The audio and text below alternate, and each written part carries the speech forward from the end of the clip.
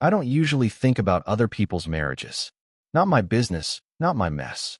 But something about her, about the way she carried silence like it was heavier than her body, made me notice. And once I noticed, I couldn't unsee it. I was sweeping the floor of the shop when she first walked in.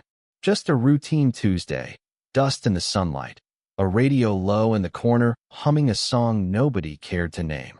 I nearly dropped the broom because she didn't belong in a place that smelled of grease and burnt coffee. She wore a blazer like she'd come from somewhere important, though her hair wasn't trying anymore. It was tied back loose, strands falling out like she'd forgotten the mirror that morning. Her car was an older Lexus, nothing fancy, but clean. She handed me the keys, her nails trimmed short, no polish. "It's making a noise," she said. Not dramatic, not apologetic, just straightforward. I remember fumbling the clipboard. My mouth said, "We'll take a look," but my head stayed on the sound of her voice. Low, controlled, like she had rehearsed keeping it that way. The boss came out, cracked a joke, asked the usual questions. She answered politely, but didn't offer more than she had to. Her eyes wandered, to the tools lined on the wall, to the grease on my hands. And when they met mine, for just a second too long, I forgot the next step in the intake form. There it was, that split-second pause. Like we'd both felt something, but neither of us wanted to own it. She broke it first, with a quick half-smile that wasn't for me, wasn't even for the moment. More like a reflex. When she left, she touched the counter with her fingertips. Not to steady herself. Not even consciously, maybe. Just a small contact, grounding herself against something solid before stepping back into the daylight. I thought about that gesture all afternoon. Later, when the hood was up and the car was cooling down, I found myself handling it differently. Gentle, almost careful, like the machine carried something more than an engine. I told myself it was because she looked like the kind of person who would notice scratches, who would value precision. But it wasn't really about that. She came back an hour before closing. Most people hurry mechanics, rush through the exchange. She didn't. She stood by the doorway, coat draped over her arm, scanning the room like she was checking if she belonged here. When our eyes met again, I waited for her to speak first. "You fixed it?" she asked. I nodded. "Yeah, just a belt. Nothing serious." She exhaled like she'd been holding her breath since morning. "Good." A pause. Then quieter. "Thank you." 2 words. But they landed differently. Weighted, as if she wasn't thanking me for the repair at all. Maybe for something she didn't name. Maybe for the way I was looking at her, though I hadn't realized I was. I handed her the paperwork. She signed with a flourish that contradicted her restrained tone. Confident, sharp pen strokes. A woman used to decisions, used to power. And yet, her hand trembled just slightly when she returned the pen. That detail stayed with me. She left as calmly as she arrived. But when the door shut behind her, the shop felt too quiet. The radio was still mumbling, the fluorescent lights buzzing overhead. Still, the space seemed emptied of something I hadn't known was there until it walked out. I told myself it was nothing. Just a customer. Just another Tuesday. But later that night, lying awake, I caught myself replaying the way her eyes had lingered on mine. That one beat too long. And the way her fingers brushed the counter before she left, as if to leave a trace. I shouldn't remember these things. But I do. And I can't stop. The next time she came in, it wasn't about the car. At least, not exactly. She said the brakes felt soft, but when I tested them later, they were fine. Something told me she just needed an excuse to be here. Or maybe I wanted that to be true. It was late afternoon, golden light cutting through the dusty windows. She leaned against the counter, not quite sitting, not quite standing. That in-between posture fit her, like she didn't want to commit to staying, but couldn't quite leave either. "You must get tired of this place," she said, her gaze drifting to the shelves of old manuals, the cracked clock on the wall. "Sometimes," I admitted. "But it's steady, predictable." I shrugged. Not always a bad thing. Her laugh was short, almost startled. Then she pressed her lips together, as if she hadn't meant to let it out. "Predictable," she echoed, quieter this time. She tapped the counter with her fingers, a rhythm that didn't match the words. I noticed her hands before I noticed anything else that day. No ring, but a faint mark where one used to be, the skin lighter there. Her nails were clean but uneven, clipped down to practicality. Hands that had written 1,000 signatures, cooked dinners, maybe once stroked someone's cheek. Hands that now drummed against laminate to fill the silence. "You okay?" I asked before I could stop myself. Her eyes flicked to mine, sharp, defensive, like I'd stepped too far into a space that wasn't mine. Then softer, "I'm fine. Just tired." Tired didn't cover it. She looked drained, like someone who had been running on fumes longer than she admitted. The blazer was gone this time. Just a sweater, worn at the elbows. Her hair pulled into a knot that didn't hold. The kind of tired that seeps into the way you stand, the way you breathe. I should have said nothing. Just checked her brakes, wrote it up, sent her on her way. Instead, I asked, "Do you want some coffee? It's terrible, but it's hot." Her hesitation was long enough to make me regret offering. Then she smiled faintly. "Terrible coffee sounds about right." I poured 2 cups from the machine that had probably been there since the 80s. She took hers with both hands, warming her fingers on the styrofoam. She didn't drink right away, just stood there, staring into it like the answer to something was floating on the surface. When she finally took a sip, her eyes squeezed shut. "God, that is awful," she whispered, but she smiled with it this time. A real one, brief but real. I laughed. "Told you." The moment stretched, not in words, but in the quiet between them.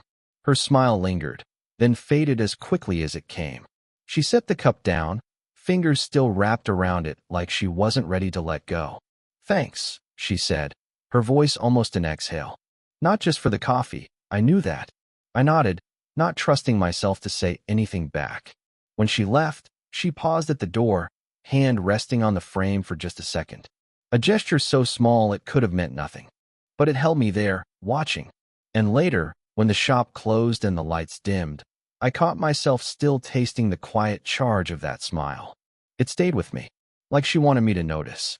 Like I already had. It was raining the night she came by again. Not a soft drizzle. One of those heavy storms that swallowed sound, made the whole town feel smaller. I was the last one left at the shop, wiping down counters, dragging out the clock.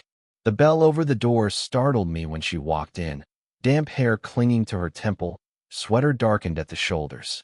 "I shouldn't," she started, then stopped. She looked embarrassed, almost.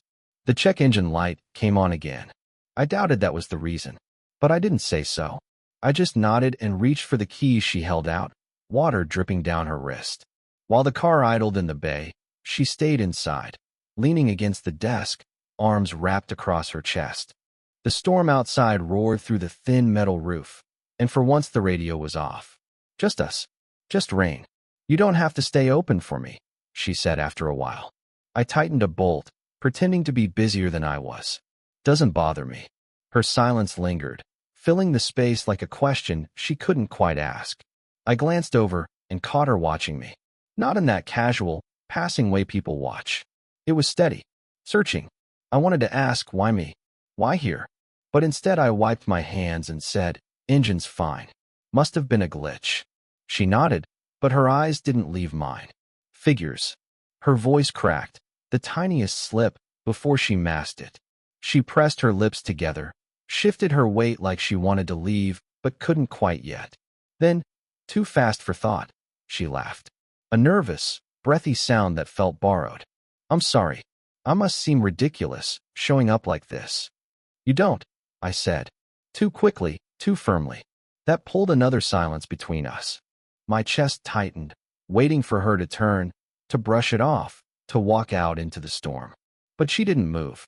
She reached for the styrofoam cup still on the counter from earlier in the week. Empty now, forgotten. She turned it in her hand slowly, tracing the rim with her thumb. That little motion made my throat dry. I stepped closer without thinking, not touching her, just closing the gap. Close enough to smell rain still clinging to her sweater. Close enough to hear the uneven rhythm of her breath. Her phone buzzed then. Sharp. Loud. She startled, fumbling to silence it.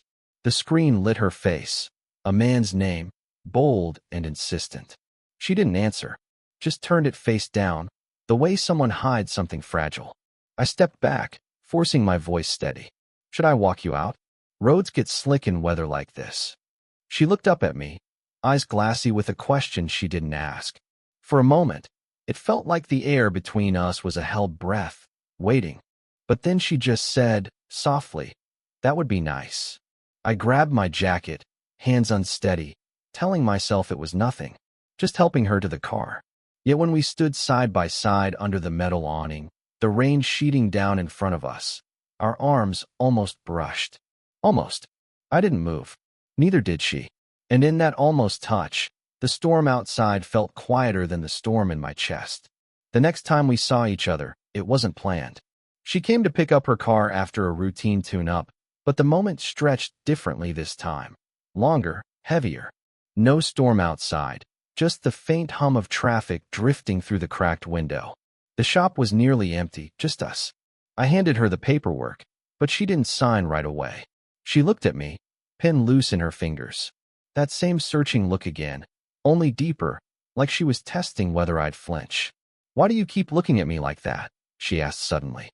Her voice wasn't sharp, more curious, almost resigned. I froze, caught. Like what? Her lips pressed together, then relaxed.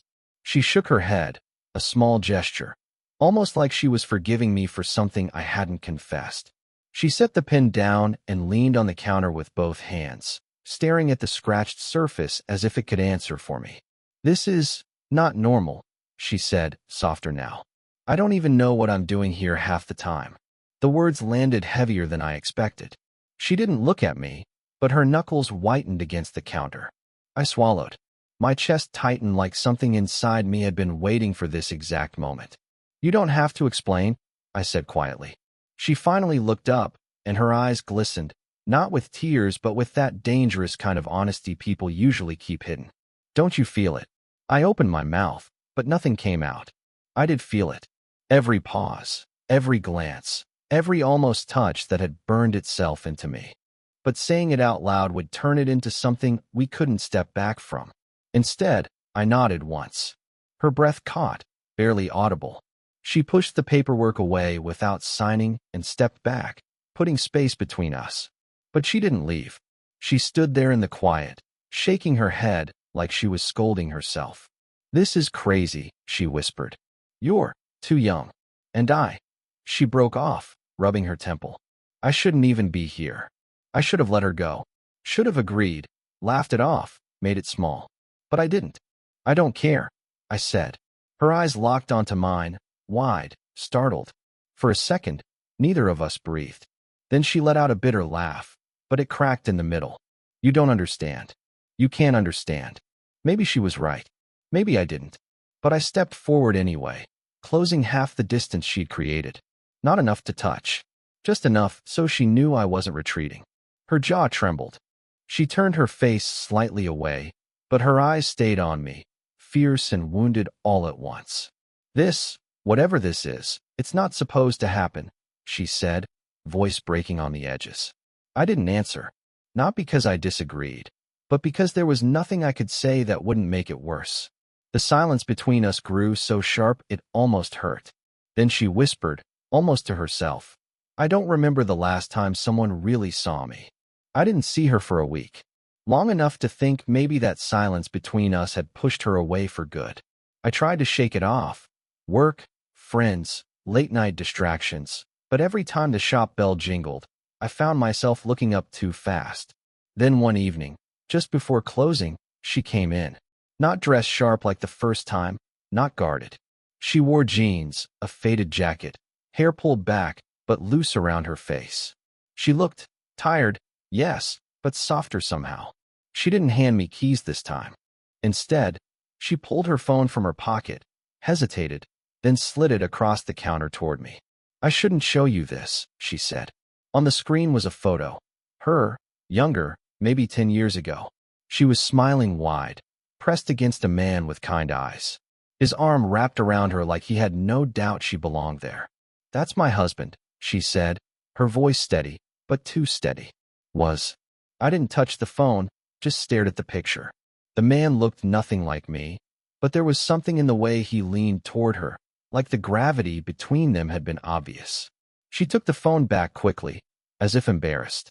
"He died 6 years ago. Heart attack. He was only 44. The words hit me in pieces. 6 years. Young.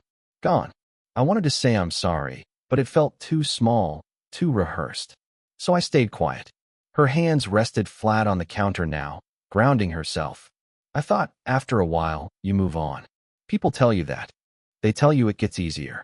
Her mouth twisted in a half-smile that wasn't a smile. It doesn't. You just get better at pretending. The room felt different.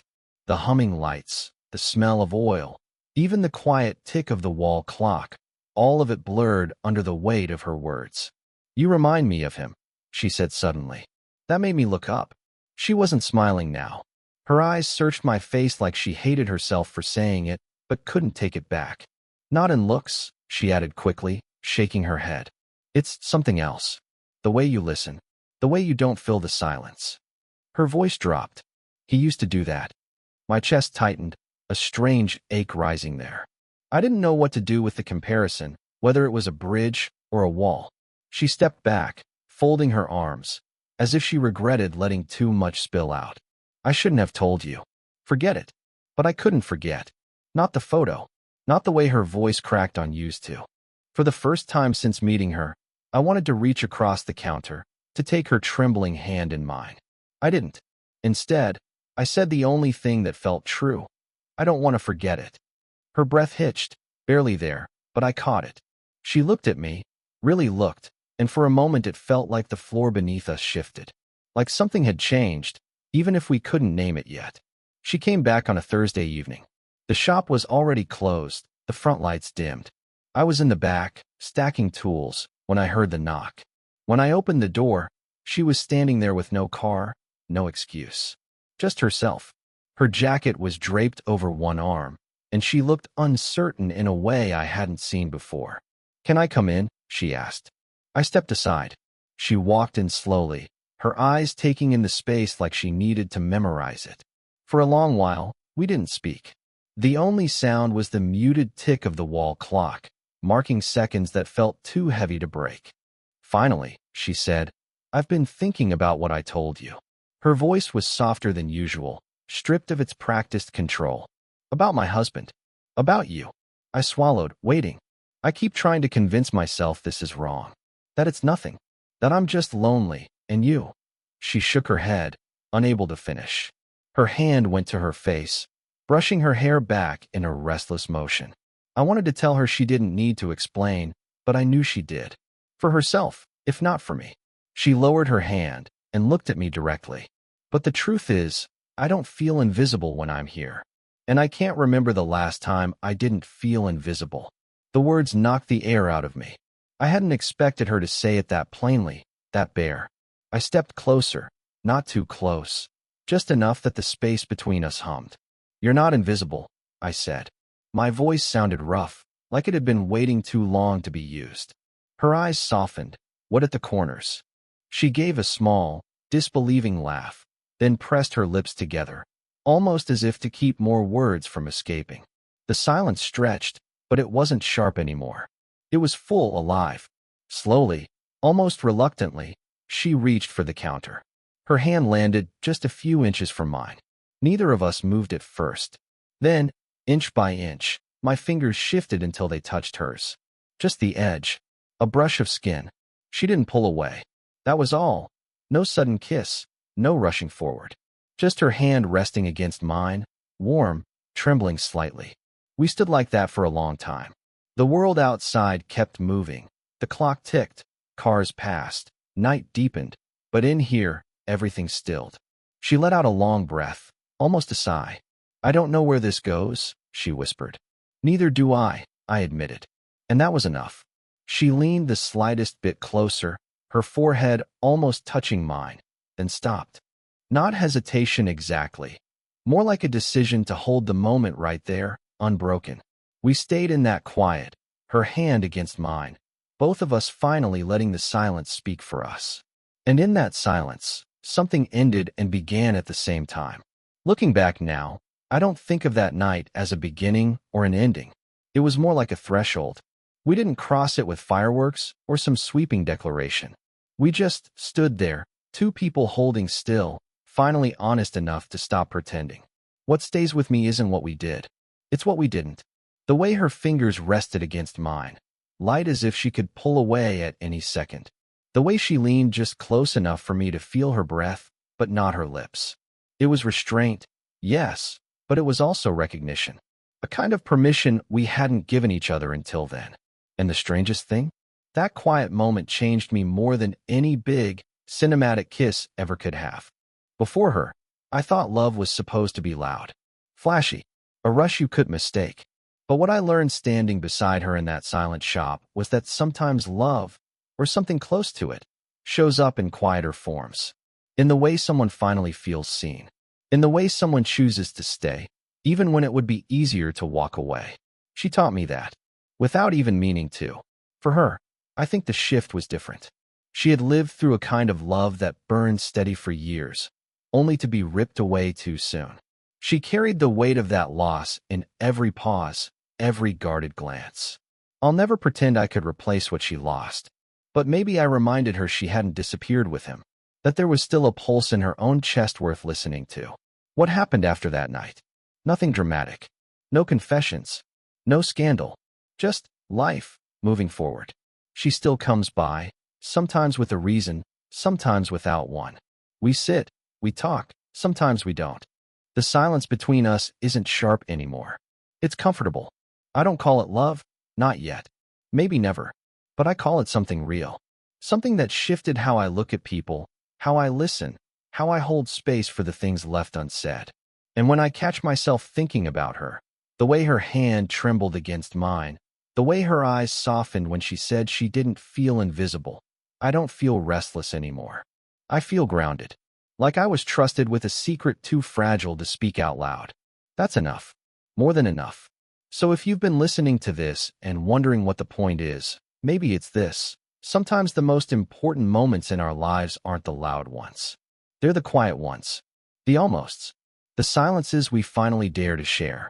And sometimes, those silences change everything. If this story made you feel something, let me know in the comments. Would you want more stories like this?